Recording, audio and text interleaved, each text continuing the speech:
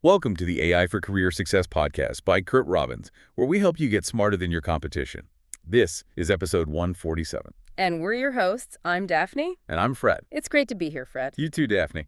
So for today's show, our producer, Curt Robbins, flagged a huge corporate move that really pulls back the curtain on the real bottleneck in the AI race. That's not what most people think. It's not about chips anymore. Not at all. It's about electricity.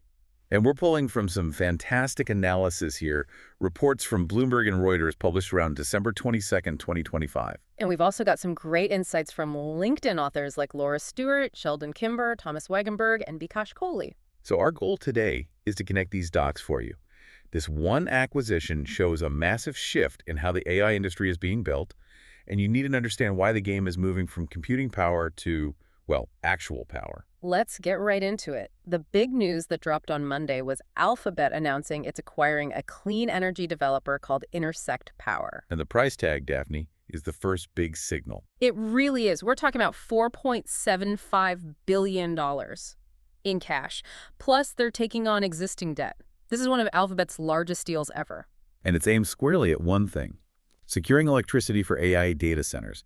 When a company like Alphabet spends that kind of money just to get electrons, you know something fundamental has changed. Exactly. And Laura Stewart's analysis pointed out this isn't a one-off. She called it a wave of tech companies that are now buying up energy providers. Why now? Because the electricity demand from generative AI is just soaring, and the race is on to capitalize on the tech. Our grids can't keep up. So what does Intersect bring to the table for nearly $5 billion?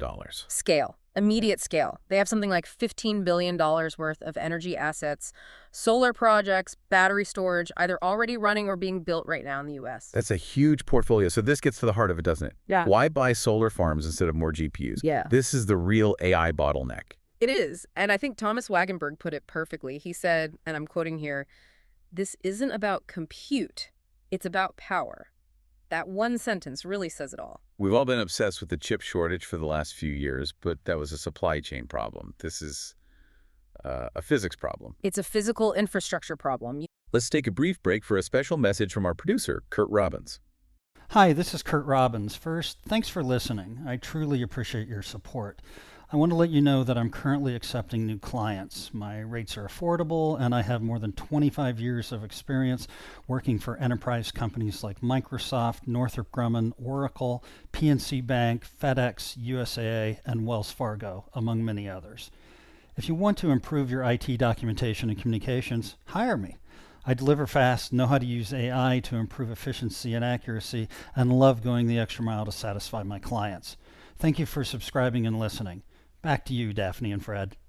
Welcome back to the AI for Career Success podcast. Before the break, Fred, we were talking about how the AI race is really a race for power. Right, and that explains why Alphabet bought an energy company. But why Intersect Power specifically? What made them the target? It all comes down to solving a timing problem.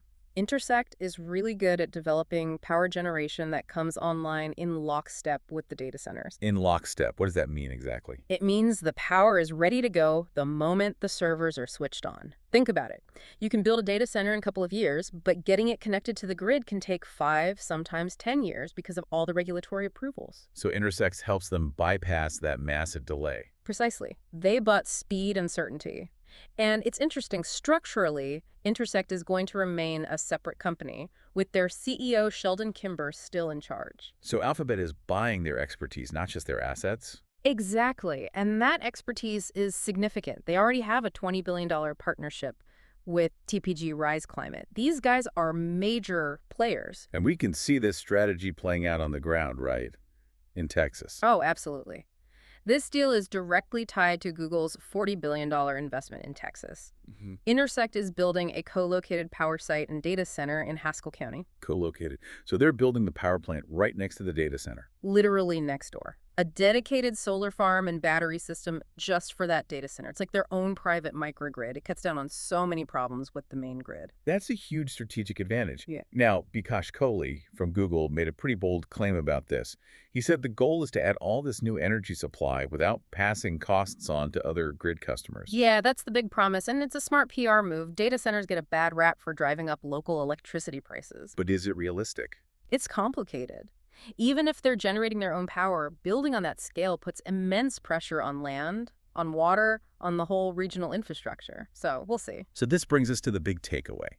For you, the working professional listening right now, what does all this really mean? It means that the future of AI isn't just about code anymore. It's about concrete and steel. Innovation is now directly tied to solving these huge physical resource problems. And that has to be changing the job market, Daphne. Dramatically. The most valuable skills in AI are shifting. It's not just about machine learning algorithms anymore. So what's in demand? High voltage electrical engineering, utility regulatory compliance, managing supply chains for massive solar projects. These aren't support roles anymore. They are core to the success of AI. Alphabet essentially bought the ability to bring power online faster. That's the new competitive edge. So if you're a project manager or in finance at a tech company, you need to start learning the language of the energy sector. You absolutely do. The line between Silicon Valley and the power industry has basically disappeared. So we want to leave you with a final thought to mull over, one that builds on everything we've talked about today. If the world's biggest tech companies are spending billions to become energy companies, how does that redefine what tech expertise looks like on your resume? Is your next big career move learning about renewable energy finance instead of the next hot programming language? It's a whole new landscape. You have to start thinking upstream from the chip. Thank you for listening to the AI for Career Success podcast from Curt Robbins, where we help you get smarter than your competition. Remember to like, subscribe, comment, and share. We'll see you next time.